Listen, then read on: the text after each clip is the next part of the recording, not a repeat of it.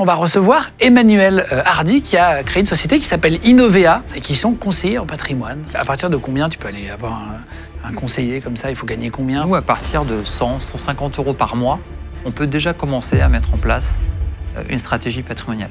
Comment ça fonctionne quand on touche un héritage? Il y a une part aujourd'hui qu'on donne à l'État? De 15 000 jusqu'à 552 000 €, ça c'est taxé à 20%. Si on hérite de plus, c'est combien? Ça monte jusqu'à combien? Ça peut monter jusqu'à 45%. On va accueillir Alain aussi, qui a une histoire pareille d'héritage. Il s'est fait arnaquer par des fausses publicités avec de l'intelligence artificielle où ils reprennent des émissions comme la nôtre. En 3 semaines, un mois de temps, j'ai perdu un peu plus de 300 000. 300 000 €. Du jour au lendemain, tu vas décider de devenir chanteur de rue. Ouais. Combien tu peux espérer gagner en une journée en chanteur de rue dans Paris? Tu peux être à 1 500 € par jour. Si t'es bien placé, Tu rigoles. c'est vrai, carrément. Attends, c'est énorme! Bonjour tout le monde et bienvenue sur Légende. Aujourd'hui, c'est un Légende Business. On va recevoir Emmanuel Hardy qui a créé une société qui s'appelle Innovea, justement parce qu'il pense qu'il y a environ 60 à 80 000 postes possibles en France pour être gestionnaire de patrimoine en France. On va aussi parler d'un sujet important dans la gestion de patrimoine. On va parler de l'héritage avec des histoires, vous allez voir, d'héritage, parfois très compliquées, parfois dilapidées aussi. On va voir des histoires assez incroyables. Vous allez entendre aussi quelqu'un qui s'est fait arnaquer par des fausses publicités avec de l'intelligence artificielle où ils reprennent des émissions comme la nôtre, parfois des gros industriels, des animateurs, et avec de l'intelligence artificielle, avec du deepfake, ils font dire n'importe quoi. Et il est tombé dans le panneau, il a perdu 300 000 €. Il nous expliquera, il s'appelle Alain, il viendra tout à l'heure en plateau. On va avoir quelqu'un qui a fait un changement radical de vie, vous allez voir, assez hallucinant. En tout cas, merci de vous abonner avant que ça commence, en 30 secondes, si vous nous regardez sur YouTube, ou si vous likez la vidéo et vous la commentez, ça nous aide vraiment beaucoup, ainsi que la petite cloche pour être au courant des prochaines sorties. Et en podcast audio, si vous êtes sur la route, vous pouvez nous écouter en podcast, très pratique. Ou si vous êtes en train de faire du sport, vous pouvez le mettre, ou en train de cuisiner aussi, vous pouvez nous mettre en podcast sur Spotify, sur Deezer, sur Apple Podcast ou Amazon Podcast. En tout cas, merci d'être là de plus en plus nombreux. Puis c'est parti, maintenant avec Emmanuel d'Innovea sur Légende, on y va. Bonjour, je m'appelle Emmanuel Hardy et je vais vous expliquer comment je suis passé de compagnon mécanicien à chef d'entreprise où avec des associés, on a permis déjà à 3000 personnes de devenir entrepreneurs dans le domaine de la finance. Et ben voilà, merci du premier coup, Emmanuel. Ouais, incroyable. Bienvenue, enchanté. Enchanté. On va parler donc de ta société donc, qui s'appelle Innovea. Innovea, tu vas nous expliquer parce que tu formes et tu es aussi, tu as une société qui regroupe en gros 3000 personnes aujourd'hui, ce qui est quand même énorme. 3000 indépendants. 3000 indépendants et qui sont conseillers en patrimoine. On a parlé déjà dans les émissions en général de ce que c'était qu'un conseiller en patrimoine, c'est qu'on a de l'argent pour savoir où on le met, parce que parfois dans les banques, il y a de moins en moins de conseillers ou de moins en moins de gens physiquement dispo pas loin de chez vous. Ou alors ils ont de plus en plus de monde à gérer. Et en gros, un conseiller en patrimoine, c'est quelqu'un qui te conseille sur comment investir ton argent pour essayer d'en avoir plus dans quelques années. En gros. C'est ça, c'est absolument ça. C'est comment, en fait, ces personnes... Alors, en gros, quand tu veux faire une soirée tranquille, tu dis que tu es conseiller en gestion de patrimoine, il n'y a personne qui va t'adresser la parole. Pourquoi? Parce qu'on a l'impression dans ce pays que le conseiller en gestion de patrimoine, ce sont pour les gens riches. Ils ont raison parce qu'il y a 1% des Français qui ont un conseiller en gestion de patrimoine. Putain, c'est pas beaucoup. 1%. Ah là là. Aux États-Unis, 40%. On va parler de changement de vie, c'est ce qui t'est arrivé, de changement de carrière. Tout à l'heure, il y aura aussi un garçon qui s'appelle Abraham, qui faisait un métier qui n'a rien à voir avec son métier d'aujourd'hui. Vous allez vraiment être étonné. Et on va aussi prendre plusieurs d'entre vous qui avaient répondu présents. On avait lancé des messages et des stories pour vous proposer de venir aussi dans l'émission. Avec notamment, je voudrais qu'on parle après d'un sujet qui est important et qui... Voilà, il faut en parler, c'est l'héritage. Quand on perd quelqu'un, qu'est-ce qu'on fait de l'héritage quand on le reçoit? Est-ce qu'on le met à tel endroit? Pour pas le perdre et pour en faire quelque chose? C'est super tabou. L'héritage, on en parle très peu, on n'en parle pas en famille, on n'en parle avec personne et on le subit en fait. Justement, quand tu as un conseiller en patrimoine, ça sert aussi, notamment quand tu as un héritage, savoir ce que tu en fais. Est-ce que tu le laisses sur un compte comme ça, sur un compte comme ça? Est-ce que tu en auras besoin rapidement? Est-ce qu'il faut que tu en gardes une partie disponible, etc.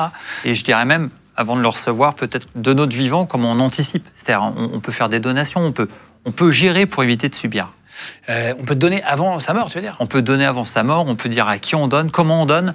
Et souvent, c'est mieux de le préparer, Parce que quand tu le prépares pas, les gens le subissent, les gens le découvrent et ça peut créer pas mal de conflits. Alors, il y a la Haute Autorité pour la transparence de la vie publique qui parfois dévoile le patrimoine des ministres. C'est comme ça dans la loi en France, pour dire un peu combien chacun a. C'est important d'être transparent quand on est un personnage public, de dire combien on gagne et combien on a surtout. Et il y a un ministre de l'Industrie qui est le plus fortuné. Là, on a regardé combien il possède. Et c'est Marc Ferracci, un ministre qui a 23 millions d'euros. Est-ce qu'on conseille pareil à quelqu'un qui a 23 millions d'euros que quelqu'un qui a 50 000 euros, par exemple, à investir? Est-ce que c'est la même chose, qu'on duplique en gros, ou c'est différent? Alors, au niveau des solutions, c'est forcément différent. Par contre, au niveau de la méthode, c'est la même chose. La première question, la question la plus importante, c'est à quoi ça va te servir? L'argent, c'est fait pour quoi faire? Est-ce que tu souhaites le réinvestir? Est-ce que tu souhaites le transmettre? Est-ce que tu as cet argent parce que tu as été entrepreneur et tu souhaites continuer à entreprendre? Est-ce qu'à contrario, tu as été entrepreneur et là, c'est bon, tu as eu ta dose et tu souhaites le placer tranquillement? Est-ce que tu souhaites aussi que ça ait une action? Il y a des gens qui pensent que l'argent, c'est un bulletin de vote aujourd'hui. En quoi je peux flécher mon argent pour que ça ait du sens? Donc la première question à poser, c'est qu'est-ce qu'on veut faire de cet argent? Et ensuite, en fonction des situations, on va le décliner différemment. C'est vrai que quelqu'un qui a 23 millions, 25 millions d'euros de patrimoine, il a besoin de prendre moins de risques que quelqu'un qui a 50 000 euros. Parce que quelqu'un qui a 50 000 euros, lui, il a besoin que ça fructifie pour plus tard.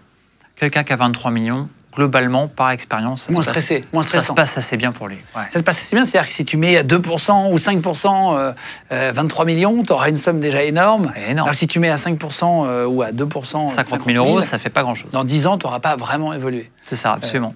Donc il faut prendre des risques, mais donc tu peux aussi prendre le risque de tout perdre. Alors c'est un peu le paradoxe, et c'est pour ça pour les gens qui ont moins de patrimoine, il faut déterminer avec eux sur quel montant on peut prendre des risques pour faire fructifier vraiment significativement l'épargne, et sur quel montant on se dit attends, tu as peut-être besoin d'argent à court terme, mais pas des risques surtout.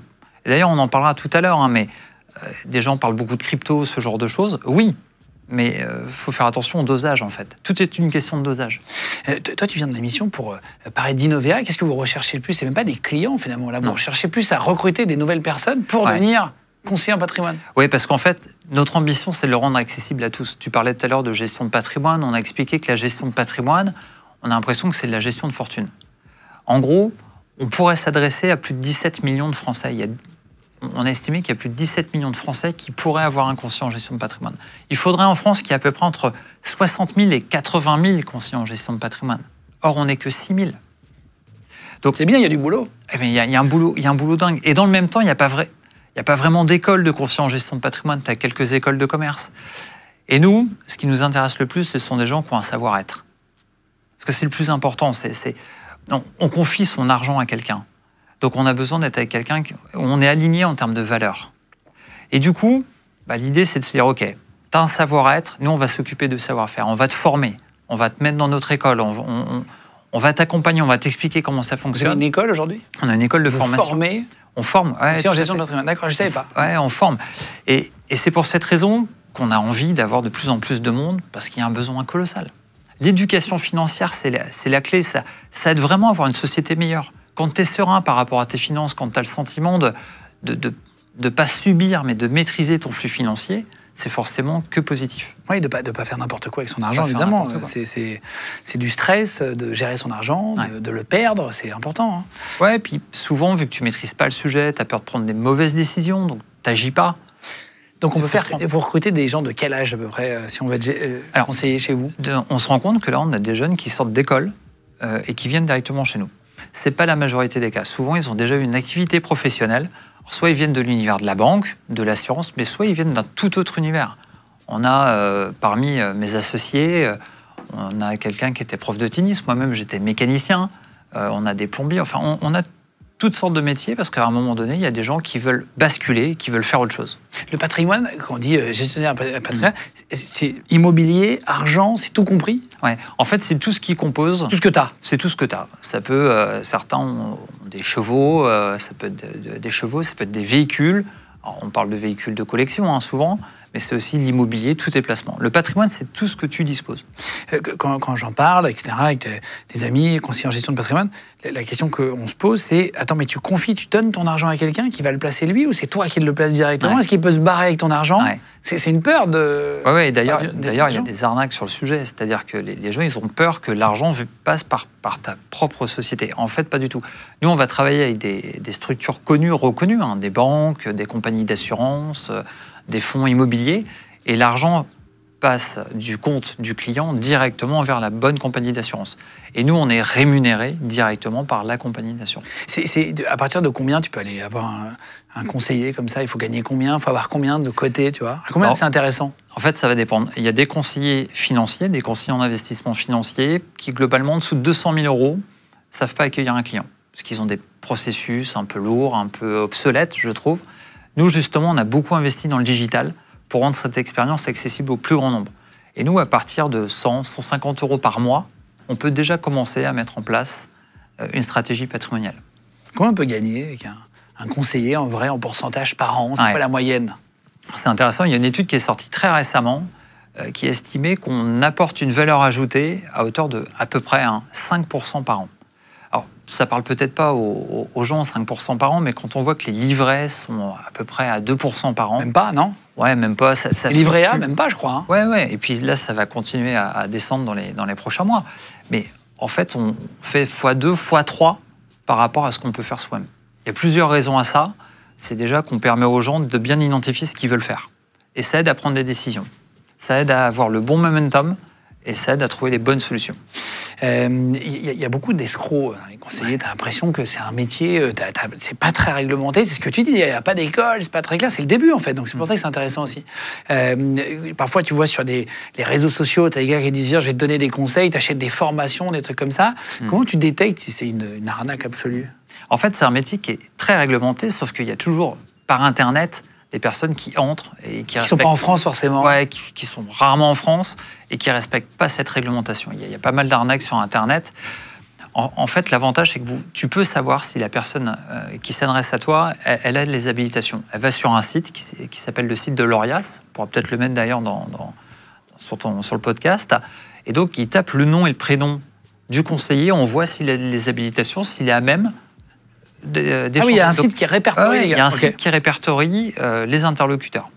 En fonction de leur certification, est-ce qu'ils ont une responsabilité civile professionnelle? C'est assez suivi finalement. Mais le problème, il n'est pas là. Le problème, il est qu'il y a plutôt des gens qui sont à l'étranger, comme tu dis, qui se prétendent être sachants, qui vendent des formations et qui, du coup, là, tu ne maîtrises pas. Et en plus, quand il y a des problèmes, quand il y a des fraudes, on ne peut pas vraiment aller les chercher parce qu'on ne sait pas vraiment où ils sont. On va faire rentrer dans un instant deux d'entre vous qui avaient répondu à nos messages sur Instagram et vous avez proposé de venir. Et on aura un changement de vie. Je voudrais juste parler de ton changement de vie aussi. Ouais, parce que c'est intéressant d'avoir différents parcours et comment on peut d'un coup changer de métier, changer radicalement de métier pour toi. Ça n'a rien à voir. Toi, tu as perdu tes parents très jeunes d'ailleurs. Ouais. Pour qu'on comprenne ton parcours, c'est important quand même de parler de l'humain. Ta maman est décédée quand tu avais 7 ans et ton papa quand tu en avais 18. Comment on se construit en tant qu'homme sans ses parents, jeune adulte? Comment tu t'es stabilisé? Alors déjà, c'est un peu bizarre, mais tout ce que j'ai vécu avant mes 7 ans, j'ai pas vraiment de souvenirs. Je pense que le cerveau, il t'aide en fait et il oublie tout un tas de choses. En plus de mes 7 ans à mes 18 ans, mon père était plutôt absent. Pas qu'il ne m'aimait pas, mais c'est l'ancienne génération. Mon père, il bossait, il avait un garage automobile, il y avait ma mère qui était à la maison, qui faisait à manger. Et quand mon père a perdu sa femme, quand il a perdu ma maman, notre maman, parce que j'ai un frère et une sœur, il s'est trouvé complètement largué, en fait. Il a fait quoi? Il a fait ce qui se fait de temps en temps, il a retrouvé très vite quelqu'un qui ne nous aimait pas beaucoup, enfin, faisait pas tellement partie de l'équation. Donc en plus, on était relativement seuls par rapport à notre père. Je lui en veux pas. Je pense qu'il nous aimait beaucoup à sa façon. Il faisait avec les moyens qu'il avait. Ce qui s'est passé, c'est que du coup, il y a un truc qui est assez cool. Moi, je crois beaucoup dans le fait qu'on a des opportunités qui s'offrent à nous. Moi, j'ai eu mon voisin qui était un super pote, Philippe, et qui m'a accueilli. J'ai passé de mes 7 ans à mes 15 ans. J'étais tout le temps chez Philippe, chez ses parents, Noëlla, Michel. Ils m'ont accueilli, je me sentais chez moi en étant chez eux. Puis il y a un côté génial, c'est que j'étais très proche du coup de mes frères et sœurs, qui sont plus grands, ils sont 8 et 9 ans de plus que moi. Ma sœur, c'est un peu ma maman quelque part. Elle m'a éduqué. Aujourd'hui, on est extrêmement soudés, ça fait quand même longtemps. Aujourd'hui, j'ai 44 ans. Ça fait quand même super longtemps qu'on vit ensemble. Et c'est marrant parce qu'on a un lien tellement fort qu'en gros, on ne peut pas se critiquer les uns les autres. Ça nous est impossible. On a vécu trop de choses quand on était jeune. C'était un peu particulier, c'est atypique. Et c'est vrai que j'ai en plus enchaîné quelque part parce que j'ai perdu mon père à 18 ans. Et là, c'était un peu chaud. Tu vas avoir... Donc lui, il était mécanicien, tu disais. Ouais. Et tu vas avoir un BEP mécanique aussi. Donc, tu vas suivre sa voie, en fait. Et alors là aussi, je ne voulais pas du tout devenir mécanicien. Je voulais être l'opposé de mon père. Mais il se passe quoi? Il se passe que Philippe, mon super pote, chez qui je passais toute ma jeunesse, avait 1 an de plus que moi au niveau de l'école. Et lui, il est parti faire les compagnons du devoir du Tour de France. Et là, je me dis, mais qu'est-ce que c'est que ce truc? Je ne connaissais absolument pas, j'avais une vague idée. Je pensais que c'était un peu comme des scouts, mais version un peu plus dure, quoi. Et il va faire les compagnons du devoir en Charpente, à Nantes. Et moi, j'habitais juste à côté de Nantes. Et du coup, le week-end, je le rencontrais, et je rencontrais ses potes compagnons. Et je me dis, mais c'est génial. Parce que tu as 16 ans, tu gagnes de l'argent, tu es autonome, tu apprends un métier. Souvent, quand tu fais cette alternance, tu n'es pas hyper à l'aise avec l'école. Donc tu te dis, là, c'est concret.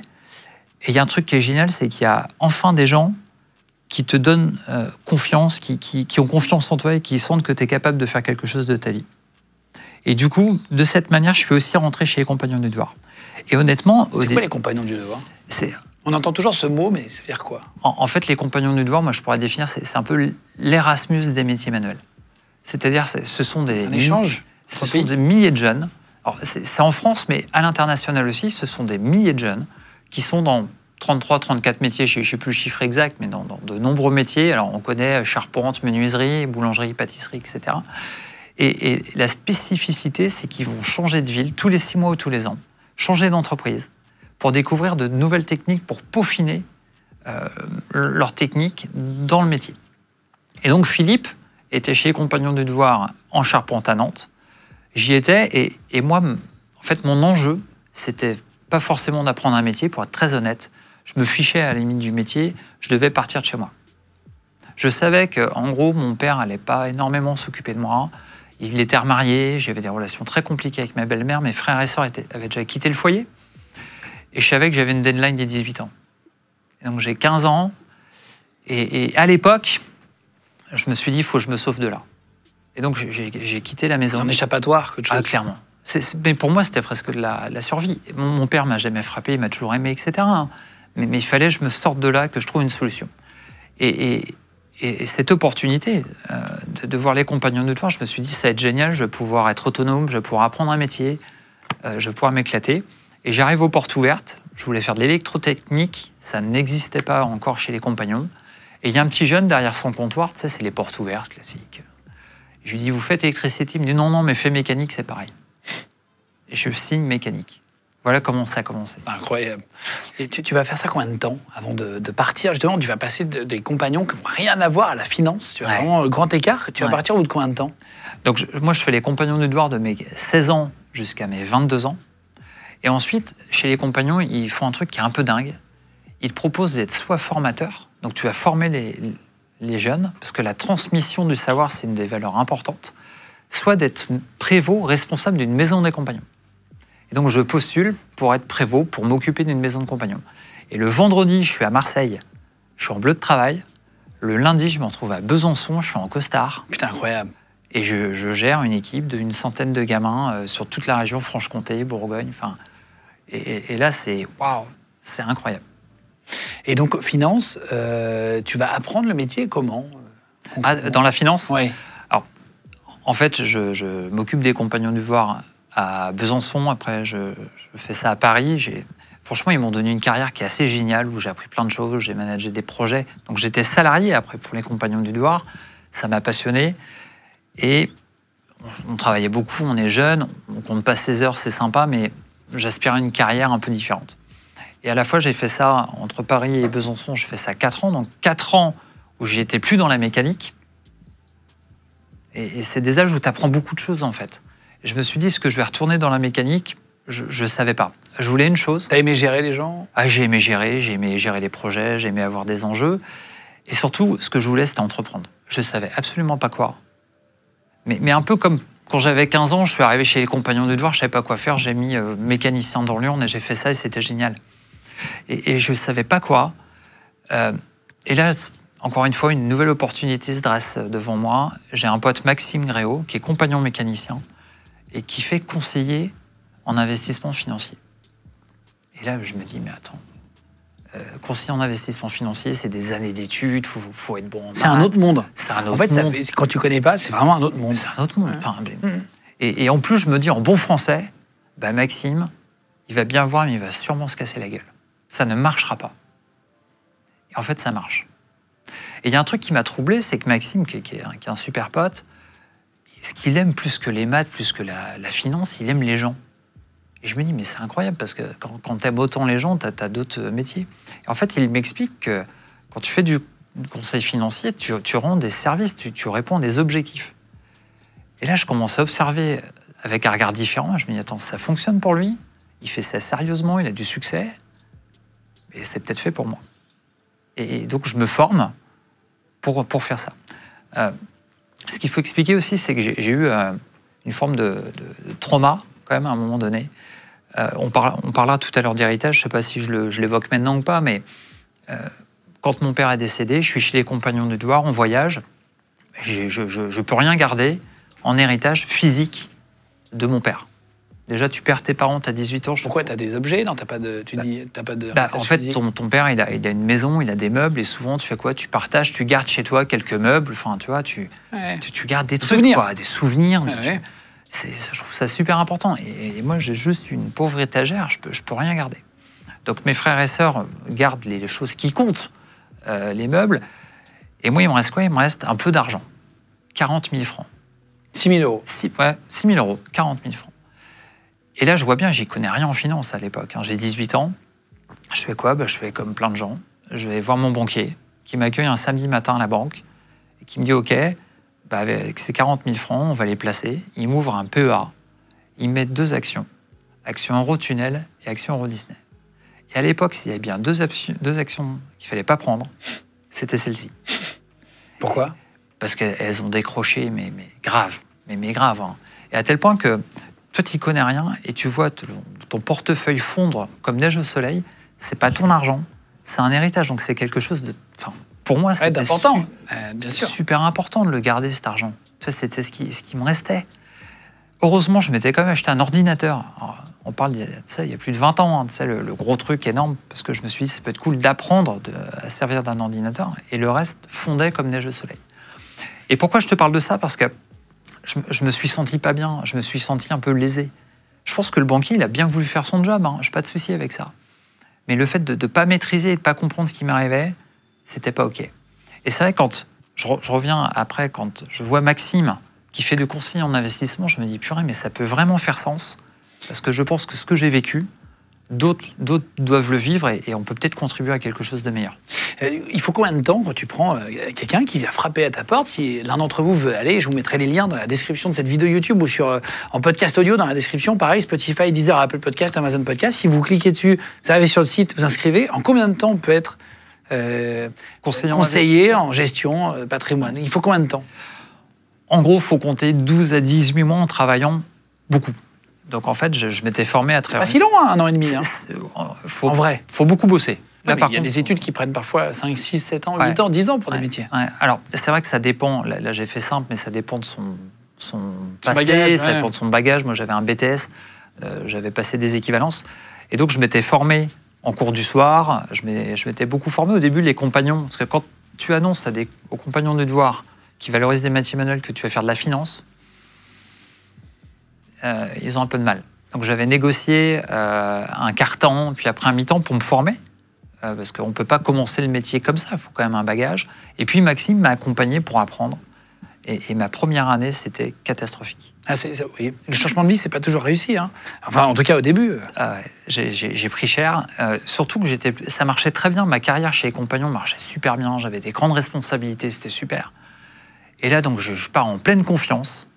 Et ma première année, ça a été échec sur échec. Je n'arrivais pas à convaincre les gens d'investir à mes côtés. Donc, j'ai beaucoup travaillé sur moi. Je me suis dit, mais pourquoi? En fait, c'est parce que j'étais trop puriste sur le comment on allait y arriver, sur les montages financiers, les montages immobiliers. Et je ne prenais pas assez de temps à comprendre le besoin des gens. Pour moi, tout le monde devait acheter un appartement. C'était évident, c'est hyper important. Et j'étais trop dans... T'étais pas dans leur écoute. Ouais, j'étais dans le... pas dans l'écoute. Il faut que tu... Ouais. Il faut que tu fasses, il faut que vous fassiez, il faut. Et ça marche pas, ça. Ce qu'il faut, c'est comprendre ce que les gens veulent. En 2017, tu vas créer Innovea avec 3 autres conseillers en gestion de patrimoine. Ouais. Vous allez donc faire un organisme de formation donc pour les gens qui veulent se former en gestion de patrimoine. C'est le but de former dans un métier. C'est quoi qui différencie justement des autres qui existent déjà? C'est qu'en fait, un conseiller en gestion de patrimoine, ce qu'il aime bien, c'est être indépendant. Souvent, il a fait le choix. Hein. Avant, il était salarié, il a envie d'être indépendant. Le problème, c'est quand on est indépendant, on se sent seul. Donc, comment on peut être et indépendant et appartenir à une communauté? Innovea, c'est d'abord ça. C'est une communauté d'indépendants qui travaillent ensemble, qui travaillent pour créer les outils de demain. On est obligé de se former en permanence, qui travaillent sur les formations du quotidien pour rester à jour, qui va aller sélectionner les produits de demain. C'est vraiment quelque chose qui est très communautaire, basé sur le partage. C'est ça, Innovea. Qui peut devenir conseiller? Donc on peut l'être de nos 18 ans quasiment à nos 70. Tu dis que tu parles des conseillers qui ont des âges très différents. Ouais. On a des conseillers qui sortent d'une école, alors souvent école de commerce, pas mal qui ont déjà fait des formations en finance, mais on a aussi des jeunes qui ont eu un parcours professionnel qui viennent d'un tout autre horizon. Moi-même, j'étais mécanicien, on a des plombiers, on a des gens qui viennent de tous les parcours, on a des pompiers. Enfin, on va parler des changements après de vie. Ouais, des changements de vie, ouais. On a vraiment tous ces parcours. Souvent, le fait marquant, ce sont des gens qui ont eu envie de changer quelque chose. Ils ont constaté qu'il y a quelque chose qui n'allait pas dans leur vie, une frustration professionnelle, un besoin, lassitude. Une lassitude. Certains ont envie d'avoir plus d'argent aussi. Ça dépend vraiment de chacun. Pourquoi ça gagne un conseiller en patrimoine? Un conseiller en gestion de patrimoine, ça peut, quand on commence, ça peut être à 2 000, 2 500 euros par mois. Et il y a des gens qui gagnent très très bien, qui sont à 10, 15 000, 20 000. Il y a même certaines stars dans le conseiller en gestion de patrimoine qui sont bien au-delà. Ah oui? Ouais. Combien ça coûte si on veut s'inscrire et faire l'école? C'est payant? Ou si vous prenez une part après de ce qu'on gagne? Comment ça se passe? Ouais. Alors en fait, comment ça fonctionne pour nous? Il n'y a pas de droit d'entrée. Ça coûte 0. Par contre, les formations, elles sont à prix coûtant. Pour se former sur le parcours total, hein, je vais à l'essentiel, ça doit coûter quelque chose comme 900 €. Et en plus, il y a des possibilités de se faire financer la formation, parce que c'est un centre de formation. Avec le CPF, là? Ouais, absolument. Donc ça coûte pas très cher. Et comment nous, on gagne de l'argent? En fait, à chaque fois que les conseillers en gestion de patrimoine font des affaires, on a un pourcentage qui nous revient. C'est quoi le patrimoine moyen qu'un gestionnaire va pouvoir gérer? Genre, il va avoir un portefeuille de quoi? De 1 million, 2 millions, 100 millions? Combien on va lui confier? Alors, on ne raisonne pas en millions, on raisonne en nombre de clients. Et ça, c'est une donnée nationale. Un conseiller en gestion de patrimoine a globalement entre 150 et 200 clients. Il y en a qui en ont moins, mais avec des enveloppes plus importantes. Il y en a qui en ont un peu plus. La jeune génération a tendance à en avoir plus de clients sur des plus petites enveloppes parce qu'ils aiment ça et ils ont plus de clients. Pour vous donner les chiffres, en 2021, quelques années, mais histoire de comprendre, 40% des Français ont hérité au moins une fois au cours de leur vie. L'héritage médian, donc voilà, est de 70 000 € en France. C'est énorme. C'est-à-dire que la moitié des Français reçoivent moins de cette somme et l'autre moitié plus. En gros, quand on dit médian, c'est qu'il y a la moitié au-dessus et la moitié en dessous. Donc 70 000 €. Comment ça fonctionne quand on touche un héritage? Il y a une part aujourd'hui qu'on donne à l'État? Ouais.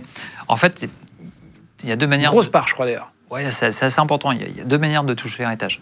Soit vous êtes le conjoint, et du coup, vous devez payer des frais et des taxes. Des frais de notaire, des frais aux impôts, et les impôts... Qui représentent combien? Alors, les impôts, les taxes... Alors, là, j'ai mis quelques notes. En fait, ça commence à 5%, 10%, 15%. Mais en fonction de la somme? En fonction de la somme. Ce qu'il faut retenir, parce qu'il y a un barème progressif, pour ceux qui nous écoutent, ça risque d'être compliqué. Ce qu'il faut retenir, c'est que de 15 900 €, 16 000 € jusqu'à 552 000 €, ça, c'est taxé à 20%. Je pense que c'est le chiffre le plus important parce qu'en fait, c'est l'essentiel du patrimoine. Il y a une succession sur deux qui n'est pas taxée, parce qu'il y a des gens qui n'ont pas tout ce patrimoine, mais c'est globalement ce qu'on peut faire. Et si on hérite de plus, c'est combien? Ça monte jusqu'à combien? Ça peut monter jusqu'à 45%. Si... La moitié, quoi. La moitié. Et ça, c'est si jamais on est un enfant direct, Mais si jamais ça va aux cousins, cousines en l'absence d'enfants, c'est taxé à 55%. Putain la vache, ils prennent plus de la moitié alors que tu as déjà payé des impôts dessus toute ta vie, quoi. Ça fait beaucoup. C'est dur, hein. Ça fait beaucoup. Et à partir de combien tu payes 45%? Tout ce qui va dépasser 1 800 000 € sera taxé à 45%. Ce qui est c'est beaucoup, presque c'est la confiscatoire. moitié. C'est Ouais. énorme. Ils te prennent la moitié, donc si tu as une maison qui vaut tant, tu es obligé de la vendre. Ouais, ben, c'est ça en plus, c'est que tu as 6 mois pour payer les frais.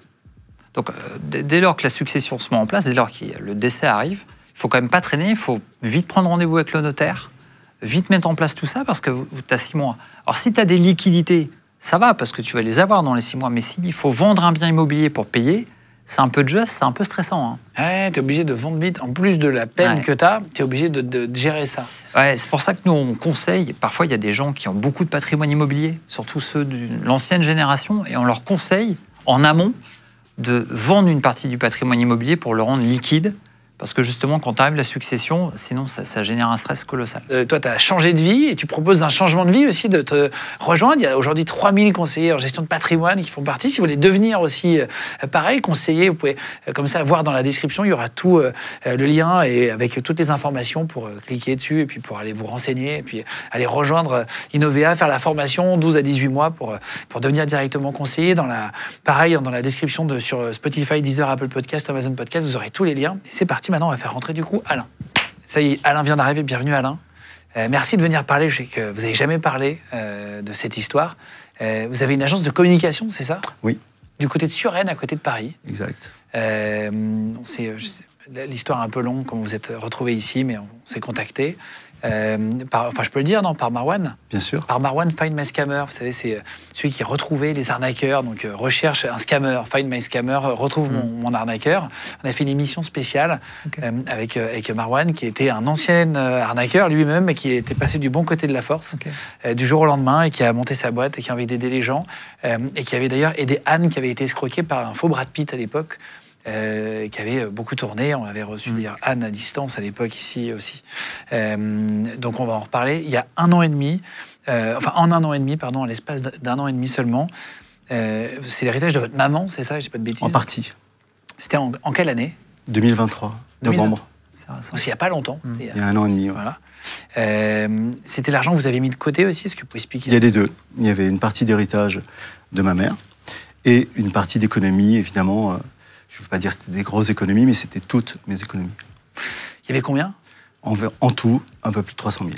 300 000 €. Vous allez vous faire avoir avec une fausse publicité. Oui. Que j'avais repéré en fait dans une application presse où il y a des publicités qui défilent. Et je tombe sur une IA qui est faite avec Anne-Marie Lapix. Anne-Sophie, pardon, Lapix. Putain, ils en ont fait plein de moi, j'en profite. Oui. T'as raison. Vincent Lagaffe avec Patrick Partouche aussi dans l'émission. Il dit salut, on a une nouvelle application, machin. Tout ça c'est faux. On demande jamais d'argent, on n'a pas de publicité qui tourne sur les réseaux sociaux. S'il y a une pub de légende sur Facebook, sur quoi que ce soit, ce n'est pas nous.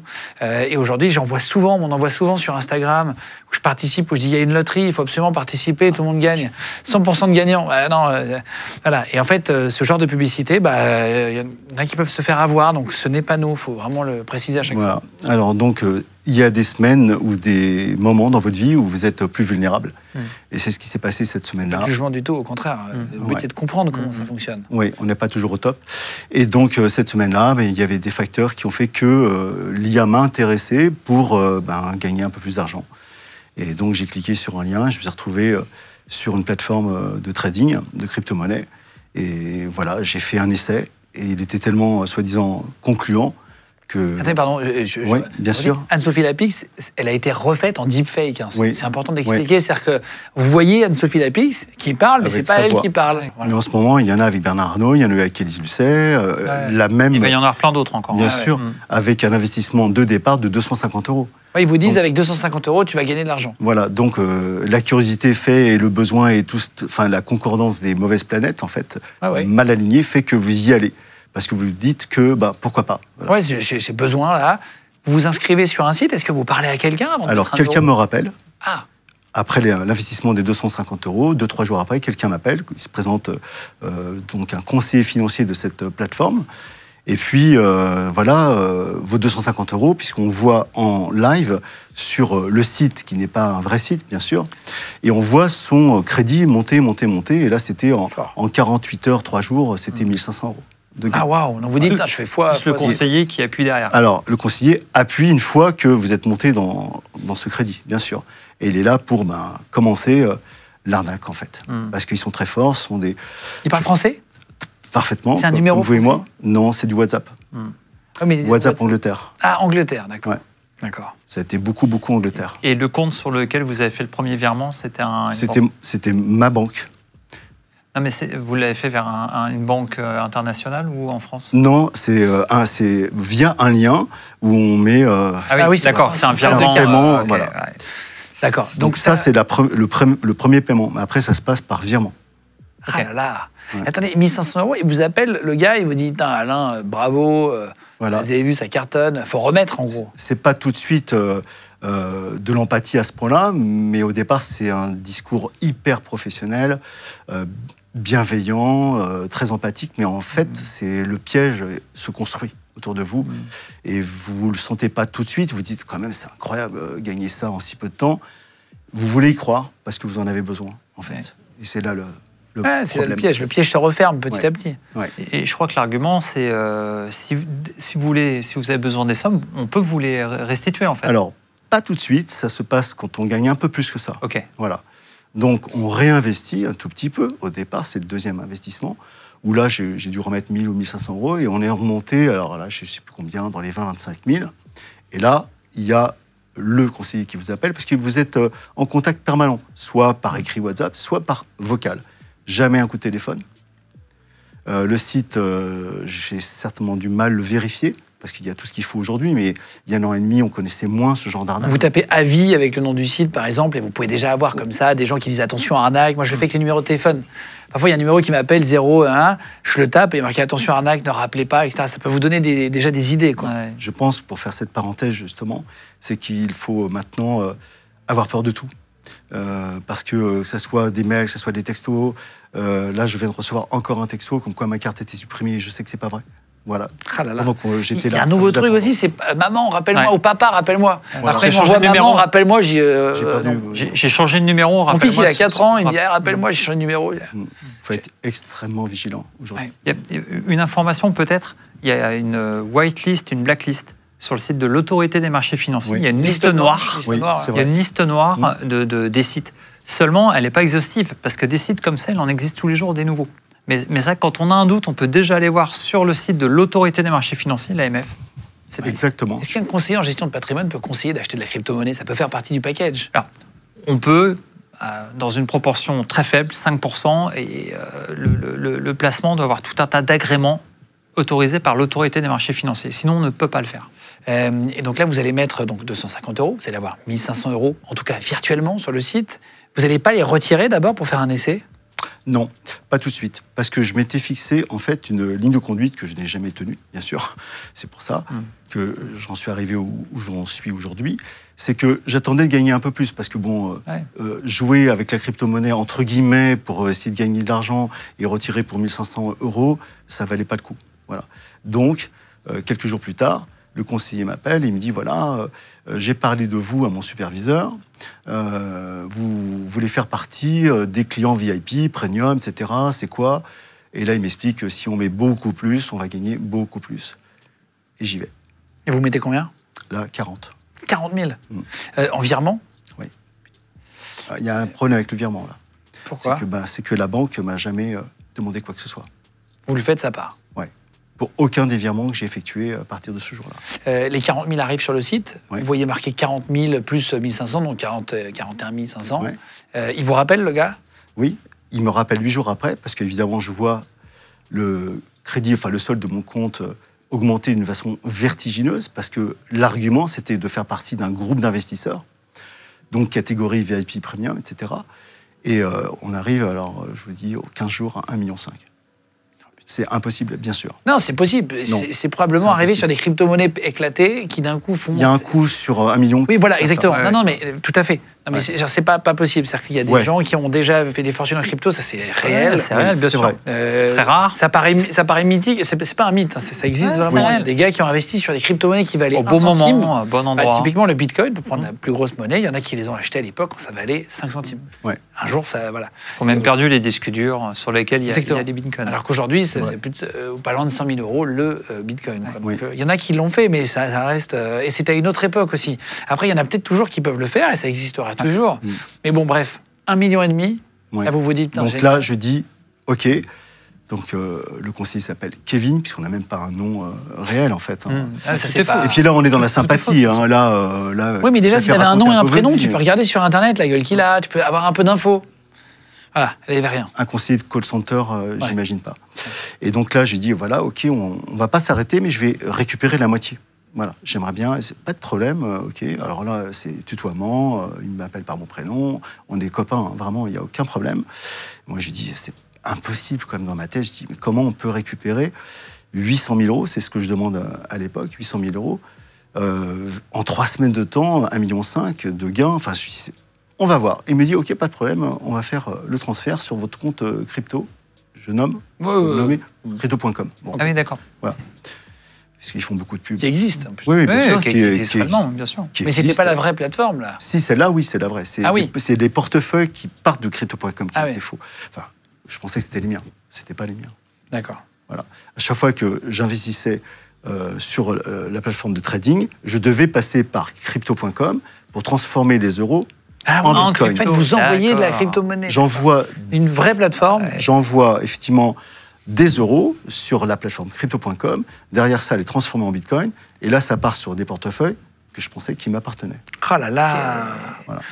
Et Ça donc, explique plus pourquoi la banque a été moins regardante, en fait. Parce qu'elle, elle a vu un virement de votre compte vers le compte crypto.com. Sûrement, mais il y a quand même une maladresse de la banque, puisqu'elles sont censées avoir un devoir de conseil, devoir de vigilance, et il y a les habitudes d'un compte.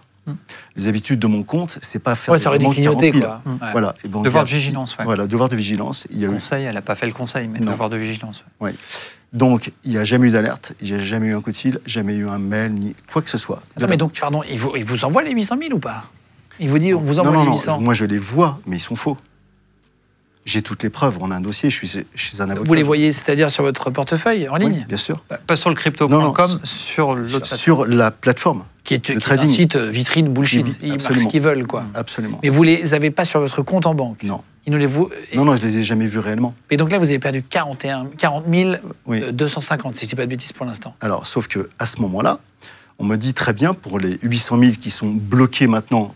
Alors ça, c'est un service qui s'appelle la blockchain. Je ne sais pas si les gens, ça va leur La parler. blockchain, c'est le principe de la crypto-monnaie. C'est Voilà, le de système. la circulation de la crypto-monnaie, qui est un espace normalement public, mais je ne le sais pas à l'époque. Ah, c'est la technologie de la crypto-monnaie, la blockchain. Ouais, ouais. Et donc, ils me disent, très bien, vos 800 000 sont là, mais il faut payer une taxe pour les débloquer. Donc la taxe, elle est de 10%. Donc, en 3 semaines, 1 mois de temps, j'ai perdu 200 000. Donc je me suis arrêté là, bien sûr, parce que j'ai payé aussi. Vous avez versé les 80 000, Bien sûr. enfin, Oui, oui. 10% 80 des 000, 100 plus 000. 40, donc 120. Ouais, oui, 120, mais il y a eu des mises entre-temps. Et Ah, je vous suis avez arrivé à remis 200 000. encore un Ouais. peu. Donc en très peu de temps, 3 semaines, enfin oui, 1 mois maximum. Donc là, j'arrête tout, je prends un avocat. Parce que l'argent n'arrive jamais, évidemment. Non, non, non. Ils vous disent quoi au téléphone au bout d'un moment? Ah bah là, on se parle plus. Je bloque. Ah bon? Je bloque parce que je veux pas me faire avoir. Donc pour pas se faire avoir, c'est ne pas être contacté. Donc je bloque, je prends un avocat et on a essayé de faire des recours qui n'ont jamais abouti. Ça a duré comme ça pendant 4 mois, de janvier où j'ai pris cet avocat jusqu'à juin. J'avais plus du tout de nouvelles, heureusement, mais en juin, on me recontacte parce que le numéro il circule à travers le monde. Mon numéro de téléphone. WhatsApp circule à travers le monde sur toutes les différentes plateformes de voleurs, de tout ça. Ils se disent, lui, c'est un bon client, quoi. Ouais, il a été vendu sur Voilà. Dark Web. Oui, probablement. certainement. Bien sûr, ils ont des fichiers inépuisables, entre parenthèses. Et donc là, on me recontacte et la personne se fait passer pour un inspecteur de la blockchain. Voilà, monsieur, on sait que vous avez de l'argent bloqué sur la blockchain, il me sort le montant. Forcément, donc, évidemment, j'y crois. Et là, écoutez, on va vous aider à récupérer votre argent. Oui. Alors, ça commence par 2 000, 5 000, 3 000. Et ils vous demandent de payer encore? Oui, parce qu'à chaque fois, il y a un problème. Soit technique de la blockchain, soit une taxe, soit une conversion de Bitcoin en euros, soit votre argent est parti en Suisse, on le rattrape, il est parti à Malte, on le rattrape, il est parti à Londres.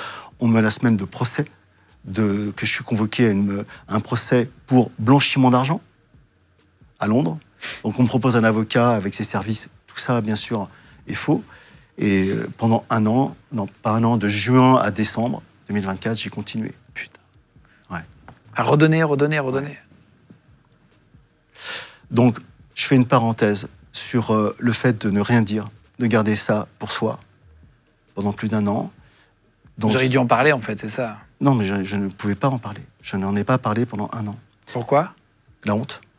Ça, c'est fréquent. Ah oui, je croyais que c'était justement par peur qu'il y ait l'information ou pour garder... Non. Juste la honte de ma famille, la honte de moi-même.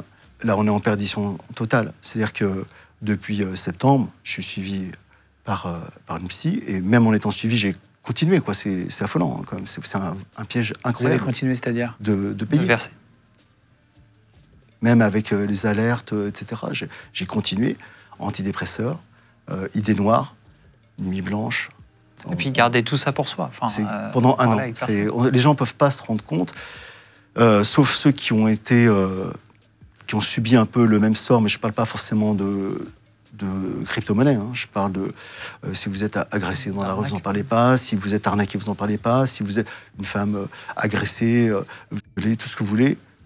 Dès qu'il y a une emprise sur vous-même et que vous tombez dedans, la plupart des gens n'en parlent pas et vivent avec. Enfin, survivent. Parce que franchement, les idées stupides, elles vous arrivent très vite. À votre psy, vous lui disiez que vous donniez de l'argent à cette personne, vous lui disiez ça ou pas? Alors non, même pas. Vous lui cachez? Ouais. À votre psy? Ouais. J'ai dévoilé au bout d'1 an. Au bout d'1 an, c'est-à-dire c'est très récent. Depuis le mois de février-mars, j'en parle ouvertement. Bah. Et donc après, vous avez remis, donc vous avez dépensé 300 000 en tout. Ouais. Il y a un moyen de les retrouver aujourd'hui, avec un procès, d'espérer quelque chose, de récupérer d'une manière ou d'une autre? Je suis en procédure avec ma banque. Avec la banque, ouais. Ouais. Il y a une assignation qui est partie. Il y a certainement un jugement qui interviendra en 2026, j'espère. C'est pas gagné. Bon, voilà, il va y avoir une audition, peut-être appel, peut-être prolongation, je ne sais pas. Voilà. Ce qu'on disait avec des gens tout à l'heure, c'est que, et je le dis aussi avec ma psy, c'est qu'on se sent victime réelle. C'est-à-dire, c'est notre faute. On se sent coupable parce qu'on a plongé et qu'on a continué de plonger. C'est-à-dire que la 2e édition, à partir de juin, où j'ai continué d'alimenter en ayant une petite voix qui me disait « Stop, arrête, c'est n'importe quoi ». Mais on continue parce qu'on veut bien y croire. Comment ça s'est fini, du coup? Là, il y a eu un procès. Il va y avoir un procès? Il va y avoir un procès, donc... avec la banque? Ouais. Et avec les gars, vous avez réussi à les localiser ou pas? Non, oui, par le rapport de Find My Scammer, il y avait encore 2-3 numéros actifs. Et ils ont réussi à localiser aux Seychelles, en Ohio et je crois en Bolivie. Voilà. Bon, c'est des VPN, non? Mais voilà, donc on sait pas, bien sûr. C'est des VPN, ça permet de changer de localisation. Ouais. Vous en êtes voulu d'être tombé dans le panneau? Bien sûr. C'est pour ça que j'ai du mal aujourd'hui à tourner cette page et de me sentir vraiment coupable. Alors que, bon, on me dit l'inverse. Non, tu es une victime. Exactement. Voilà. Il n'y aurait pas eu cette pub, tu n'aurais pas plongé. Il n'y aurait pas eu un alignement de mauvaise planète, tu n'aurais pas plongé. Tu aurais eu ta vie de tous les jours, tu n'aurais pas plongé. Ça, c'est la première chose, la mise en alerte de la fragilité qu'on peut avoir à certains moments donnés, surtout avec maintenant cette expansion d'arnaques qui existent aujourd'hui, qui vont bien sûr continuer. Ça va être de plus en plus difficile de distinguer le vrai du faux. Qui évolue en permanence, qui s'adapte en permanence aux vigilances, en fait. Ouais. Ça, le chantage dont j'ai été une victime réelle, ça c'est dur à vivre, même pour des petits montants, quel que soit le montant, ça rentre dans votre tête. Donc c'est compliqué. Et puis les banques. Voilà, c'est les 3 points vraiment sur lesquels ma vie a basculé. Vous avez des idées noires, vous disiez même? Ah oui, j'en ai eu pendant des mois et des mois, bien sûr. à fabriquer mon départ la nuit, de se dire, voilà, si je fais comme ça va être moins dur. Toutes les nuits, c'est ça. Toutes les nuits. De dire, qu'est-ce que je vais... Médicaments, un pont, ma voiture sur un arbre. Vous êtes là à imaginer voilà, des idées noires, des envies de suicide, parce que vous dites, mais je vais jamais m'en sortir. Et la honte vous fait faire des pensées qui sont terribles, parce que c'est pas que la nuit. Vous regardez même plus dans une glace. Pendant des mois, j'ai pas pu me regarder. Je vais faire une allusion à Sarkozy, c'était pas pour être président, mais vous pouvez plus vous regarder en face. C'est le cas de le dire. Cette expression, elle est réelle. Vous avez tellement honte que vous ne regardez plus. Même encore aujourd'hui, j'ai du mal. Vraiment. C'est difficile. Il faut se dire que c'est que de l'argent. C'est ce qu'on dit. Pas la santé. Non, mais c'est ce qu'on dit. L'acceptation, je pense, Ouais, de passer facile avec à dire, le statut de victime. Non, mais on entend déjà que cette acceptation de devenir... Je suis une victime. Oui, je ne l'ai pas accepté encore, justement. D'accord. On fait un travail là-dessus. C'est ce processus. J'y suis encore. Vous n'êtes pas tout seul. J'y suis encore coupable. Je ne suis pas encore une victime. C'est vrai. En 2023, la police a reçu plus de 400 000 victimes d'escroquerie en France. C'est-à-dire qu'il n'y a pas que vous êtes fait avoir. Hein. Et donc, apparemment, dans les signalements, ça représenterait que 10% des victimes qui iraient porter plainte. En escroquerie, les gens qui se font avoir sur Internet, etc. Donc, c'est que 10%. Donc, l'État estime qu'il y a 4 millions de personnes qui se font arnaquer chaque année. Sur Internet. Non, mais attends, c'est énorme. Moi, 4 millions. Voilà, non, mais je donne les chiffres officiels. Ouais. Après, chacun se fait ses idées, mais c'est comme ça. Déjà, on a une idée, juste les chiffres officiels. 4 millions, c'est monstrueux, quoi. Donc, vous êtes loin d'être tout seul. Ouais. C'est important de se rendre compte. Je sais tout ça. C'est ce qu'on se dit pour excuse, comme excuse. Non, c'est pas une excuse. C'est de dire, je ne suis pas tout seul. Mais le fait de se sentir coupable, c'est de se dire, pourquoi j'y suis allé encore et encore et encore. Voilà. En fait, c'est ce que je disais au départ, c'est une agression, une emprise, comme une secte, comme une agression pour une femme, comme tout ce que vous voulez, comme du harcèlement à l'école. On n'en parle pas parce qu'on a honte. Et c'est terrible d'avoir une honte aussi intense et de ne pas pouvoir communiquer parce que vous dire personne ne me comprendra. Donc vous continuez. Voilà, ça c'est un gouffre. Tiens, une petite transition, mais importante. Inovea, justement, Emmanuel, quand tu as des conseillers en gestion de patrimoine, des gens qui sont censés te conseiller de manière bienveillante sur ton argent, des vrais conseillers, du coup, ils sont censés prévenir des risques. C'est très important quand même pour tout le monde. Il y en a qui sont chauds pour mettre 10% de risque, d'autres 0%, etc. Ouais. C'est important, ça. En fait, on a une procédure à respecter qui est liée à notre métier. On doit s'interroger sur la capacité qu'a la personne à prendre des risques. C'est quoi ton aversion au risque ? En fonction de ça, on propose des solutions qui collent à ton aversion au risque. Donc, on ne peut pas aller au-dessus de l'aversion au risque du client. C'est quoi l'aversion ? L'aversion, c'est ta sensibilité au risque. Nous, on ne doit pas préjuger pour la personne, c'est à la personne de définir son risque. Donc, il y a des schémas, il y a des questionnaires qui te permettent d'identifier ce risque. Je ferai une parenthèse.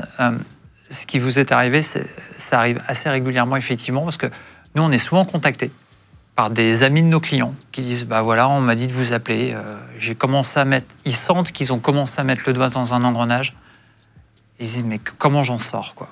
Et c'est vrai que souvent, enfin quand ils parlent suffisamment tôt, les sommes sont souvent perdues.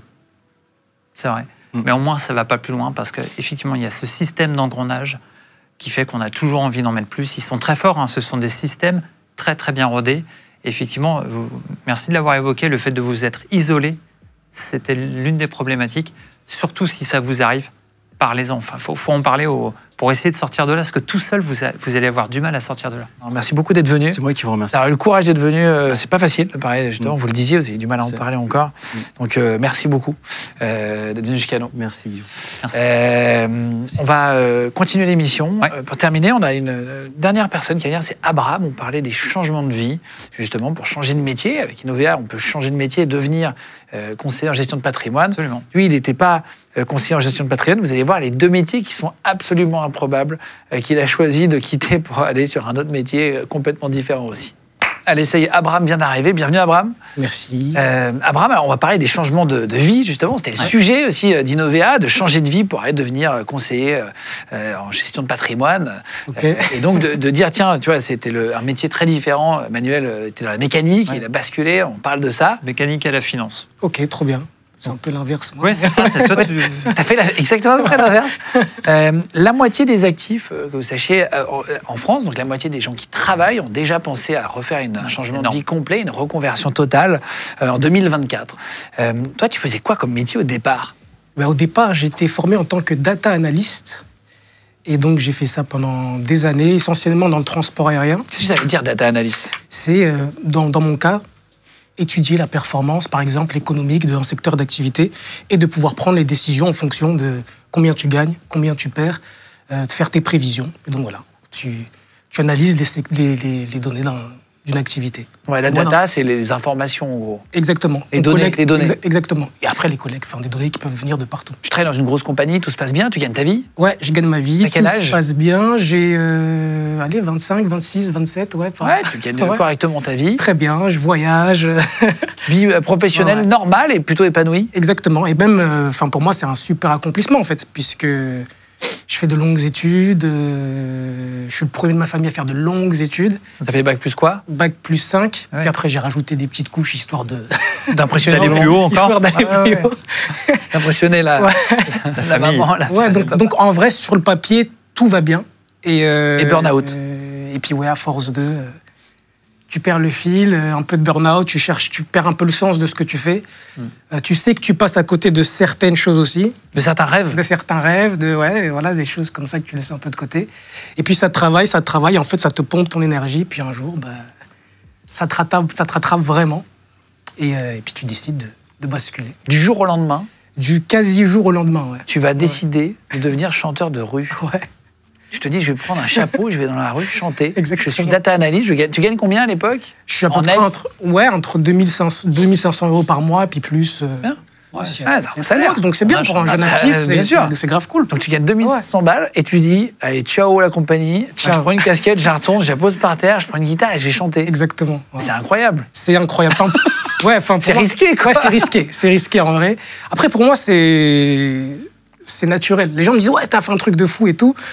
En fait, j'étais arrivé tellement au bout d'un process que je me suis dit, il fallait que je passe à autre chose et peu importe. On verra bien. On verra bien. Après, t'avais pas d'enfant? Exactement. T'avais pas de crédit? J'ai pas de crédit. Il y a des moments dans la vie où c'est plus facile. Ouais, c'est ça. C'était maintenant. Ouais, commencer jeune, c'est plus Après, facile. les emmerdes arrivent. Enfin, les emmerdes, non, pardon. Le sac à dos s'alourdit. Ouais. C'est les gamins. Et ça plombe dans la prise de décision. Exactement. Et après, t'as un crédit pour la voiture, pour la maison, pour le machin. Tu dis, attends, je vais changer vraiment de. Est-ce que je vais chanter avec un chapeau de. T'en parles à ton conjoint, c'est pas la même, là. Ouais. Donc, tu disais, est-ce que on peut faire des reconversions chez Innovea? Il y en a qui les font après un burn-out aussi. Ils en ont marre de leur boulot et ils viennent chez toi pour changer de vie. Ouais. Souvent, et on préfère que ça se passe avant, c'est-à-dire le ras-le-bol arrive avant, mais c'est vrai qu'il y a certaines personnes qui ont fait des burn-out avant de venir nous rejoindre. Ouais.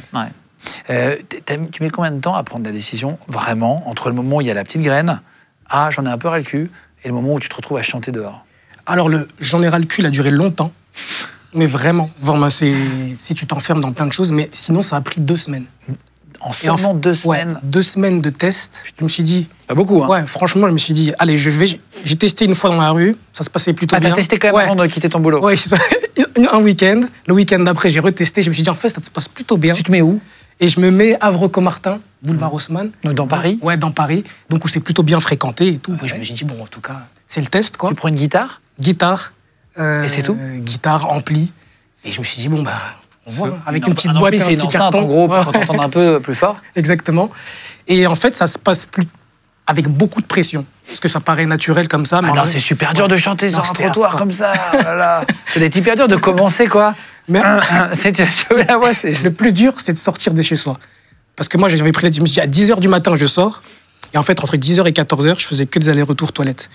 Genre, je sortais, après, je me dis, finalement, j'ai mal au ventre. Je sortais, je revenais, trop de pression. Puis à un moment, je dis, bon, faut que tu y ailles parce que. Sinon, ça compte pas. T'as tout quitté pour ça? Ouais, non, pas encore, mais en tout cas, il va tester, quoi. Et puis après, les premières notes, tu dis, mais qu'est-ce que je fais là? Et surtout, tu fais quoi comme chanson? Tu t'enchaînes les mêmes? J'enchaîne les mêmes au début parce que j'en connais que 5. Tu vois? Tu les connais très bien après. Hein. Ouais, après, tu les connais. De plus pouvoir les entendre. Ouais, j'en ai marre. J'en ai pas, mais j'en connais que 5 concrètement. Mais c'est les tiennes ou non, même pas, en plus, c'est chansons des covers, c'est des trucs. c'est des reprises. Des Spears, des machins, des trucs. Qui tu vois. fonctionnent. Ouais, je dis, bon, faut être commercial.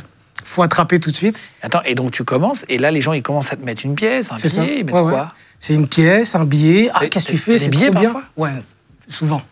C'est vrai? Ouais, souvent. Les gens sont assez généreux. Putain, c'est fou, hein. Ouais.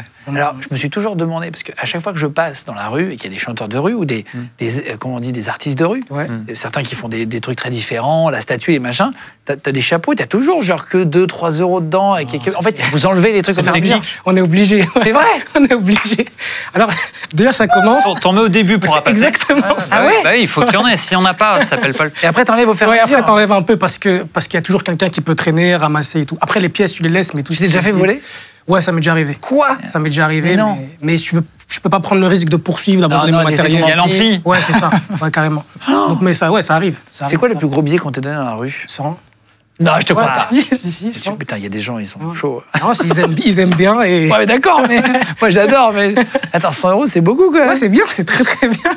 Pour une demi-chanson, parce que parfois ils restent même pas au bout de la chanson, c'est une demi-chanson, ils sont là, oh, trop bien, trop bien. contents. Ils regardent Après, dans c'est le bien, c'est des portefeuille. gens qui partagent, Ouais, qui ont carrément. peut-être beaucoup d'argent et qui le partagent, c'est sympa. C'est très bien, c'est pour de la musique. Ouais, c'est classe. Ouais, ouais. Et tu t'arrêtes de chanter quand il te met 100 euros, tu dis. Non, je dis merci, je fais un gros clin d'œil, un gros clin d'œil.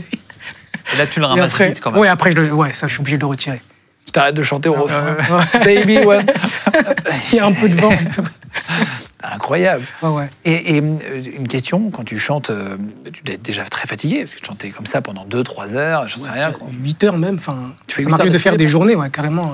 Enfin, Avec- surtout au début, ouais. Avec les 5 mêmes chansons. Non, maintenant c'est bon parce que le répertoire c'est allongé. Euh, combien tu peux espérer gagner en une journée en chanteur de rue dans Paris? Je me suis toujours posé la question, combien? Parce qu'il y en a qui en vivent. Ouais, bien sûr. Non, il y en a qui en vivent. Vraiment, les meilleurs, je pense que tu peux être à 1500 € par jour. Si tu es bien placé. Arrête, tu Si, rigoles. non, c'est Énorme. vrai, c'est vrai. Si tu es bien placé, si tu ne te fais pas embêter par la Tu gagnes police, plus d'argent qu'à l'époque. ça va. Ça va. Mec, c'est Du incroyable. coup, ça facilite la décision aussi. Et Quoi ouais, carrément. Attends, c'est énorme. Ouais, mais après, Attends, je tombe en arrière, je Mais- pensais que c'était 30 balles. Je me dis, Oui, mais- comment ils vivent, mais non, les 30 gars balles. Ah, mais si tu Mais chantes c'est bon, bien- je leur donnerai plus, Non. moi. Je rigole. non, bien sûr, si tu chantes bien, ça. Ouais. Et t'as pas de la concurrence sur les emplacements stratégiques? Si, évidemment. Ouais. C'est ça. C'est pour ça que je dis, en fait, c'est si tu es bien placé, si tu te fais pas embêter par la police, s'il n'y a Ah, pas parce que d'autres la chanteurs, police, parfois, vous arrête. ça reste interdit de chanter avec un ampli dans la rue. Ah, bah, il y en a qui vendent des tours Eiffel. Ouais, mais ils ça- sont pas emmerdés. alors. C'est du tapage. Ça Ouais. reste du Ah, tapage. oui, donc, oui. voilà, c'est que tu as des jours aussi où tu gagnes très bien, puis il y a des jours où tu peux être en négatif parce que tu te manges 2-3 amendes. Ah, mais et si te tu fais chantes confisquer ton la nuit, matériel. c'est normal que tu fasses chier s'il y a des pauvres voisins. Même la journée. Non, même La la journée, journée, faut ouais, faire ouais. Surtout que je mets mon ampli assez fort. Là, il faut assurer le chaland. Ouais, exactement. Donc, Attends, 1500 € par jour. Putain, c'est ouais, incroyable. mais après, ça Et ici, ils sont tous en train de se dire, mais attends, je suis en train de filmer. Attends, je sais chanter. Terminer l'émission, moi, quand même. Benjos derrière la caméra, dans 2 mois, je le retrouve Ça, c'est- boulevard Comardin Ouais. à côté. Mais les gars, je te connais, toi. Qui sont plus là.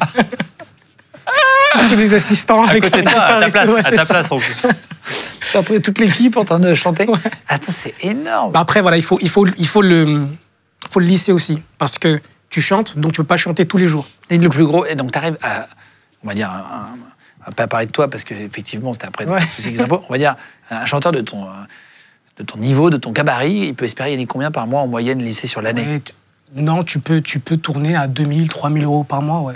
En travaillant combien de jours par... En travaillant peut-être 3 jours par semaine. Ah ouais. Ah Mais après, tu chantes vraiment. Mais après, attention aussi, il faut le lisser parce que tu as les hivers. Et les hivers, Ah ouais, ouais, ouais. Bosse pas. laisse tomber. Ouais. Ah oui, oui, C'est- d'accord, d'accord. C'est difficile. Et donc là Ouais. tu as fait ça combien de temps? Et là, ça fait 4 ans maintenant. Enfin, ouais, depuis En fait, tu y es 2021. Ouais, j'y suis encore. Parce que tu as ouais. été repéré dans la rue, tu as Exactement. fait The Voice. Exactement. ouais, ouais. Voilà. Donc, comment t'es repéré? Il y a quelqu'un qui s'arrête, qui dit excusez-moi. Pas du tout. En vrai, tu chantes. Enfin, après, il y a tellement de monde que tu ne fais pas attention. Et puis, après, un soir, tu reçois un message sur Instagram et on dit voilà, on vous a vu. Est-ce que ça vous dit de participer à l'émission et tout? Tu dis bah écoute, moi qui suis chanteur de rue, en vrai, c'est une opportunité incroyable. Oui. de fou, quoi. Putain, c'est marrant que tu aies quitté un data analyst Pour faire ça, ouais. pour faire un chanteur de rue. Non, mais c'est marrant parce que ça n'a rien à voir. Ça n'a rien à voir. C'est ça qui est Ouais. drôle, c'est le grand écart. Et t'es heureux du coup aujourd'hui? Et du coup, je suis grave heureux. Ça m'a aidé guérir de plein de choses, justement, de ne pas avoir trop de regrets, ce que je ressentais dans l'ancienne carrière, et ce qui me faisait mal au quotidien, et ce qui me rendait un peu déprimé, même toxique dans mon travail, parce que quand tu arrives au travail à reculons, t'es pas heureux, tout le monde le sent, tes supérieurs, tes collègues et tout. Et donc, du coup, ça m'a aidé à grandir à plein de niveaux, quoi. Tu touchais le chômage en plus au début? Zéro. Rien. T'es parti, non? Non, rien, parce que je suis parti sur une démission, j'ai rien demandé. C'était vraiment le... J'étais arrivé au bout du bout. Ouais. J'ai rien demandé, ni chômage, ni assistant. J'ai dit, de toute façon, si je veux manger, me loger, il faut que j'aille chanter. T'es arrivé des anecdotes dans la rue avec des gens un peu bizarres? Ouais, après... Tu dois en voir, toi, non? Ouais, ça, c'est tous les jours. Après, c'est la cour des miracles. C'est... Dans la rue, c'est... Mais toujours celle que je raconte, qui pour moi, qui fait le plus de sens, c'est que j'ai un jour... Ça reste interdit de chanter dans Paris. Donc, un policier qui me met une amende. Parce que, voilà... Mais il revient... C'était 64 €, mais c'est quand j'étais pas multirécidiviste. Au début, Ah ouais. Maintenant, il se repère et... T'es professionnel. Et en fait, il revient 2 semaines après et il me rembourse. Il me dit, parce que je faisais mon travail, donc je suis obligé de te mettre l'amende. Mais il est revenu en civil quand il ne travaillait pas. Il m'a dit, là, je te rembourse. Mais ça lui a coûté, alors, en fait. Ouais. Et il a dit, parce qu'en fait... Son argent perso. Ouais, il a dit, moi, j'aime ce que tu fais. Donc là, j'étais sous l'uniforme, donc bah oui. Mais moi, à titre personnel, je t'aurais jamais mis d'amende, donc voilà. C'est sympa, c'est une classe, je trouve ça trop fou. Et en fait, ça donne hyper du sens parce que ça le touche humainement. Et tu dis, bon, bah, quand j'étais derrière mon bureau, en vrai... Comme je dis, la recherche de sens, elle est là. Tu dis la personne, tu la touches, et tu dis, putain, il y a un truc qui l'a fait vibrer, et finalement... Tu t'es déjà retrouvé avec des gens connus, des chanteurs connus, je sais pas, qui viennent te voir dans la rue, qui disaient, hey, mec, bien, bravo, il te serre la main. Ah, si. Eh ben, en vrai, Icar, qui avait fait la Nouvelle Star. Et en plus, c'est trop fou, parce que mon premier cours de chant que j'ai pris, c'était sur l'une de ses chansons. Et quand je le croise, lui, devant moi, je trouve ça trop fou, quoi. Je trouve qu'il y a une espèce de boucle qui se fait. Et du coup, parfois, on s'écrit et tout. Donc, putain, ça t'a permis de faire d'autres choses? Ça m'a permis, après, ouais, bien sûr, parce que c'est là aussi le truc qui est cool, c'est qu'il y a chanté dans la rue, et finalement, je pensais y rester longtemps, tout le temps. Mais non, tu te fais repérer pour des événementiels. Tu te fais repérer pour travailler, bosser pour des restos. Donc, ça t'ouvre plein de portes. Et tu vois, je les cite aussi parce qu'ils ont été grave cool. Il y a même Tommy Hilfiger, par exemple, qui m'a repéré comme ça dans la rue. Et donc, du coup, ça m'arrive de faire des collabs avec eux. Donc voilà, t'as plein de connexions avec... Et t'as fait les premières parties de Slimane? Première partie de Slimane, c'est vrai. Ouais, donc tu fais plein de trucs. Ouais, c'est vrai, c'est vrai. Leslie Medina aussi. Tu regrettes pas du tout aujourd'hui? Absolument pas. Enfin, c'est une vie. Enfin, j'étais à milieu de me dire que en chantant dans la rue, je ferais autant de choses, je rencontrerais autant de monde. Et regarde, je suis là en face de toi. Et non, enfin, j'étais juste en train de faire... Parfois, il faut faire simple, en fait. Ouais, c'est ça. Revenir un peu dans un truc basique qui t'anime. Celui qui chantait dans le métro, c'est Ed Sheeran. Il chantait dans le métro, ouais. C'est vrai. Ouais, ouais. Ouais, il chantait dans le métro. Non, on se rend pas compte, mais c'est quand même une bonne école. C'est une sacrée école. Ed Sheeran, il a des t-shirts à manches longues sous des t-shirts à manches courtes. Ouais. Et une coupe de cheveux à lui. Ouais. Et il chantait dans le métro. Et un jour, j'ai eu la chance de le rencontrer au Energy Music Awards à l'époque. Et on se retrouve dans une chambre, dans le salon de sa suite avant, pour discuter, etc. Et il a plein de passions. Il est très, très, très drôle comme mec, très sympa et tout. Et on discute, machin. Hein. Et en fait, il disait, c'était assez intéressant. Il disait, en fait, les majeurs, quand ils sont venus me signer, ils sont venus me chercher dans le métro. Okay. Et ils ont dit, ah tiens, tu devrais faire ci, tu devrais faire ça. Moi, je te signe. Par contre, ton t-shirt à manches longues, je vais t'acheter une chemise. Et puis, tu vas chez coiffeur. Et en fait, il a fait, bah non. Et en fait, moi, je suis comme ça. Bah, et en fait, je changerai jamais rien.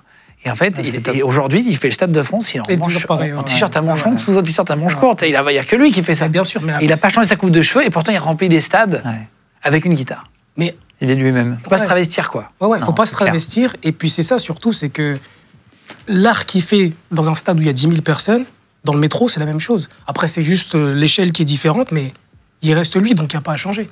Si tu es sûr de ce que tu fais... Merci d'être venu. Super. Merci d'être venu nous raconter. Intéressant, on a eu vraiment génial. Un panel. Merci. Hein. Abraham, d'être venu. Merci à vous. C'est ton prénom, Abraham? Ouais, c'est mon pseudo. C'est un pseudo, mais prénom. C'est mon prénom. D'accord. Lacoste, c'est mon vrai nom. Et quoi? Lacoste, c'est mon vrai nom. Parce que c'est Abraham Lacoste. Ah, c'est ton vrai nom de famille? Ouais, mais j'ai pas eu d'héritage, mais c'est mon vrai nom. D'accord. Putain, pour une fois que j'en porte pas. Merci en tout cas d'être venu à toi. C'était chouette de te rencontrer. C'est cool. On va terminer l'émission tous les deux pour Innovea. Et j'avais 2-3 questions importantes aussi. Donc voilà, comme ça, on a pu voir différents types de profils. Les changements de vie aussi, le fait de devenir entrepreneur, c'est quelque chose qui se passe quand on vient chez Inovea et qu'on devient conseiller, Oui, absolument. Et on l'a vu, Abraham nous a dit, quand j'ai pris la décision, quand je suis sorti de chez moi, le plus dur au début, c'était de passer à l'action. C'est-à-dire, je suis sorti de chez moi, je suis rentré chez moi, je suis sorti, je suis rentré. J'osais pas sortir. J'osais pas sortir. Et ça, on le voit, en fait, c'est assez caractéristique des entrepreneurs. J'ai très envie de le faire. Je le fais parce que j'ai un ras-le-bol, il y a un truc, j'ai envie qu'il y ait quelque chose qui change. Et pour autant, ça me fait un peu peur. Et en fait, moi, le message que j'ai envie de délivrer, c'est qu'il y a plein de types d'entrepreneuriat différents.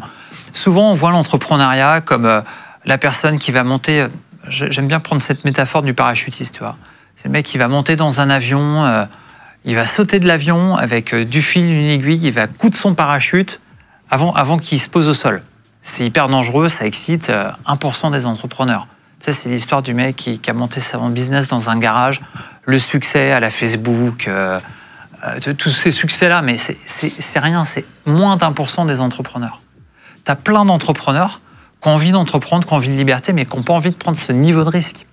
Eux, quand ils sautent de l'avion, ils veulent que l'avion il soit solide, que les pilotes ils soient au taquet, qu'ils soient accompagnés, qu'il y ait un staff, que tu sais, quand tu sautes les avions militaires, ton parachute il se déclenche automatiquement, que tu as un ventral et que tu puisses arriver sur site. Ça reste de l'entrepreneuriat. C'est pour ça que faut pas forcément avoir peur de l'entrepreneuriat. Il y a plein de façons d'entreprendre différentes. Parce que ça fonctionne sur la base du système de la franchise, vous, hein. C'est-à-dire que les conseillers sont indépendants, mais font partie d'un réseau en même temps. Ouais, c'est quoi l'intérêt d'appartenir à une franchise? C'est que finalement, tu te sers d'un modèle qui est éprouvé, un modèle qui fonctionne. Alors, il y a des contraintes, tu fais pas tout ce que tu veux, tu n'es pas complètement libre. Tu dois quand même respecter la norme, un cadre. Mais par contre, tu as un confort, c'est que tu sais que ça fonctionne. Important, comment ils trouvent leurs clients quand ils se lancent? J'ai dit, tiens, j'ai envie de faire ce métier-là, le gars se lance. Comment ils trouvent ses premiers clients? En fait, au tout début, ça passe par la conviction. C'est-à-dire, ils viennent chez nous, ils viennent voir ce qu'on apporte comme valeur ajoutée aux gens. Et eux, ils en font le témoignage, une fois qu'ils sont convaincus, ils en font le témoignage auprès de leur relationnel. Ils testent comme ça. Mais quand on entreprend, dans n'importe quel business, ça marche pareil. C'est-à-dire, au début, tu en parles à ton entourage pour dire, tiens, j'ai une idée, j'ai envie de faire ça, t'en penses quoi? Et là, dans l'entourage, il y a des gens qui disent, moi, j'aimerais bien essayer, j'aimerais bien t'aider à réussir. Et donc, teste-moi, sers-toi de moi pour tester. Et c'est comme ça qu'ils prennent confiance, qu'ils voient si c'est fait pour eux. Tout le monde ne réussit pas dans ce métier, c'est très clair. Mais l'avantage, au moins, c'est qu'on leur propose de tester, de faire un bout de chemin avant de s'engager pleinement. Dernière question, fondation actionnaire. Inovea, c'est une fondation actionnaire. Qu'est-ce que ça veut dire? Je crois que c'est la même chose que Patagonia, j'ai vu. Oui, parce qu'en fait, quand on a créé ce groupement, je te parlais tout à l'heure que le partage était important. On s'est dit déjà comment on fait un groupe qui puisse nous survivre. On est 4 actionnaires, on ne sera pas là toute notre vie, on a de grandes ambitions pour le groupe, mais comment ça va nous survivre? Il y a un moyen de le faire, c'est d'avoir une fondation actionnaire. Donc, c'est un peu technique, mais en termes de gouvernance, ça permet d'avoir une gouvernance pérenne.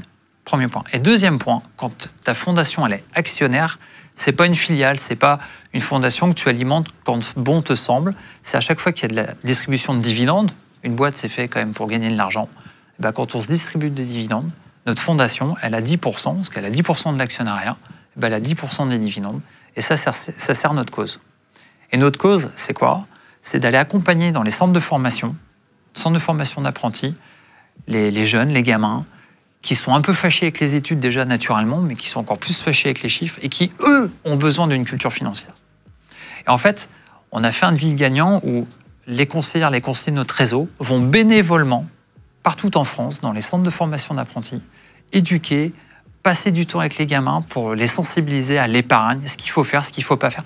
Éviter peut-être aussi le genre de problème qu'on a vu tout à l'heure. Donc la fondation, elle sert à ça. Comment tu places ton argent, toi?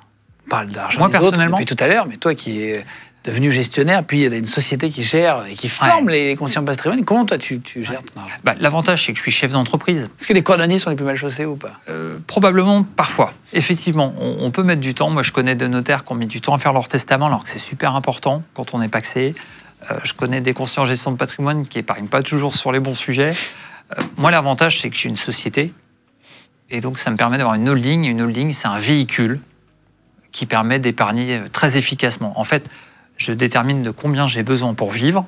Ça, je me le sers en salaire. Et le reste, je le garde dans mes structures pour épargner. Merci d'avoir répondu honnêtement à tout ça. Je mettrai les liens. Du coup, vous aimeriez qu'il y ait combien de personnes qui vous rejoignent là? Vous êtes 3000 aujourd'hui conseillers. Au niveau de la profession, il faudrait qu'il y ait entre 60 000 et 80 000 conseillers en investissement en France. Donc il y a de la place là. Il y a de la place. C'est une bonne idée de conversion. Ouais. Si vous voulez changer de métier, changer de vie, et puis essayer d'être conseiller en gestion de patrimoine, métier qui a de l'avenir, parce qu'il y a 3 000 chez toi, 6 000 en tout en France, et tu disais peut-être 60 000, 80 000. Ouais, potentiel colossal. Tu disais qu'aujourd'hui, il n'y a qu'un petit pourcentage de Français, 1% des Français qui ont un conseiller de gestion de patrimoine, alors que ce n'est pas forcément que pour les gens qui ont de l'argent. Voilà, je vous mettrai les liens si vous voulez les voir, ne serait-ce que pour vous renseigner déjà, premier pas déjà. Allez voir sur le site internet, je vous mets le lien dans la description et dans la description du podcast audio. N'hésitez pas à nous mettre des commentaires sur la vidéo sur YouTube, à la liker, ça nous aide vraiment beaucoup, à mettre petite cloche aussi pour être au courant des prochaines sorties, tous les mercredis, vendredis et dimanches. Voilà, les gens de business aujourd'hui avec Emmanuel sur Innovea. Merci d'être venu. Merci Guillaume. Tu habites à Lyon. À Lyon. Ouais. Bon retour alors. Merci. Merci à toute l'équipe d'avoir préparé l'émission. On se retrouve de toute façon très vite pour une prochaine vidéo sur les gens. Et merci d'être là de plus en plus nombreux. Ciao tout le monde. Ciao.